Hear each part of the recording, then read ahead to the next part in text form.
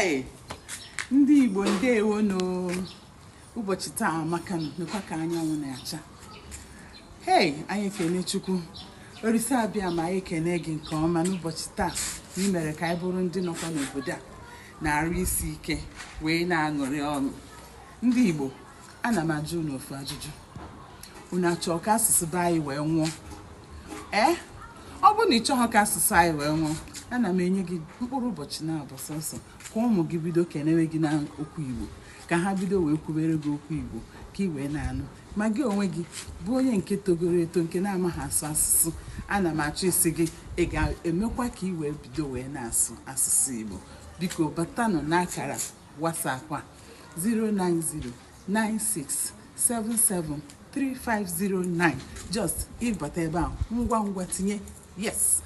Itinye ha yes, anyị etinye gị na klaasị ahụ ebe ị ga-anọ wee mụta esi ma esokwa asụsụ Igbo. Igbo kwenu.